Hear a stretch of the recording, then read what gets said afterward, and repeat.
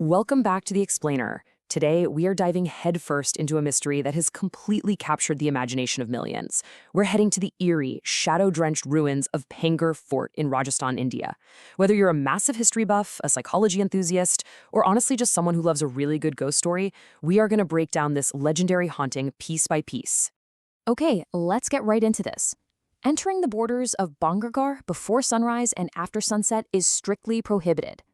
Now, you might be thinking this is just a warning from a local village elder, or maybe a line straight out of a horror movie script. But no, this is an actual, official, government-issued mandate from the Archaeological Survey of India. It's literally planted right outside the ruins. And let's be real, when the government officially tells you that a place is completely off-limits in the dark, it instantly elevates a spooky local myth into a chilling, viral legend. And legends, of course, always have stakes, don't they? According to local lore and, countless internet retellings, 3 boys once decided they were going to test that government warning. Armed with just a flashlight and a midnight dare, they snuck right into the pitch-black ruins. As the story goes, in the darkness, one of the boys slipped and fell into a dry, ancient well. The other 2 frantically pulled him out. He was severely injured and rushed him to the hospital. But they never actually made it. Their car crashed on the way and all 3 tragically died. Locals didn't call this a tragic coincidence. They called it the Curse of Bhangarh. Section 1. Curses of the Ruined City. So to really understand why this place is heavily featured in the India Ghost Project's paranormal database, we have to look at the stories that actually built its reputation. Let's step back in time a bit. The very first legend starts with the fort's foundation. Raja Madho Singh wanted to build this grand, sprawling city. He sought permission from a local ascetic, Guru Balunath, who meditated up on the hill. The guru agreed, but with one absolute, strict condition. The shadow of the king's fort must never, ever fall upon his meditation retreat. The king agreed. But generations later, a super ambitious successor decided to build the fort even higher. You can guess what happened, right? The inevitable. The shadow fell upon the guru's home, and the enraged ascetic cursed the entire city to apocalyptic ruin. Now, if you thought that was dramatic, just wait. The second legend is even more famous. This one revolves around Princess Ratnavati, who was renowned across kingdoms for her beauty, and a dark sorcerer named Singhiya, who became totally obsessed with her. Knowing she would never accept him, Singhiya bewitched a bottle of her perfume. But the princess was clever. She saw right through the trick and smashed the bottle onto a massive boulder. The magic essentially misfired, and the boulder rolled down the hill, crushing the sorcerer. But with his dying breath, Singhiya unleashed a terrifying curse.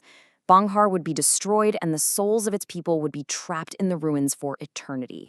It's a great story, right? But despite these deadly curses, the physical remnants of the city are actually stunning. We still have these beautifully preserved Nagara-style architectural wonders, like the Someshwar and Gopinath temples. And there are 5 massive strategic gates, Lahori, Ajmeri, Pulbari, Delhi, and Hanuman, that are still standing guard over the ruins today. But then there's the Jowri Bazaar. When you walk through this ancient marketplace today, you are completely surrounded by silent, roofless shops. Locals claim that whenever someone tries to build a roof anywhere in the vicinity, it just inexplicably collapses, and it honestly gives the ruins this deeply unsettling, hollow feeling. Section 2. The Architecture of Fear. So we have the curses, we have the tragic accidents, and we have this roofless, empty city. But let's flip the switch for a second. Let's turn on the lights and transition from folklore over to science. Because what's really fascinating here is how science can explain the exact physical sensations tourists feel at Bhangarh. First up, we have pareidolia. When you're wandering through ruined walls, twisted trees, and these really dark shadows, your brain, which is, by the way, already totally primed by ghost stories, starts turning random rock formations into human faces or lurking figures. Second, consider infrasound. Wind howling through ancient broken corridors creates these low-frequency vibrations. You can't actively hear them, but your body literally feels them, and it triggers unexplained nausea, dizziness, and this really profound sense of dread. So our own psychology and the environment are basically teaming up to manufacture a haunted house experience. So the absolutely crucial point here is that we must separate the haunted myth from the historical reality. The myth tells us that this terrible feeling of dread comes from the trapped souls of a cursed kingdom, and that the wailing you hear at night, that's the ghost of Princess Ratnavati. But the historical and scientific reality is that our brains are just incredibly good at filling in the gaps of a forgotten history with our own very active imaginations. Section 3. The real nighttime killers. Wait a second, though. What about that terrifying government warning? If there are absolutely no ghosts, why does the Archaeological Survey of India strictly ban entry after sunset? Well, it turns out the darkness actually hides something far more lethal than a 16th century sorcerer. You see, Bhangarh Fort sits right on the edge of the Sariska Tiger Reserve. At night, this ruined city becomes a literal playground for Royal Bengal tigers and Indian leopards, who are incredibly aggressive nighttime hunters. A tourist wandering around in the dark is, quite simply, prey. And remember those chilling stories of women weeping or cackling in the ruins at night? Striped hyenas roam these ruins, and their calls sound terrifyingly identical to human crying or wild laughter. No ghosts, just nature. Section 4. Famine, not phantoms. Let's move on and see how this builds our understanding of what actually emptied this city out in the first place. Because Bhangarh wasn't always just an empty ruin.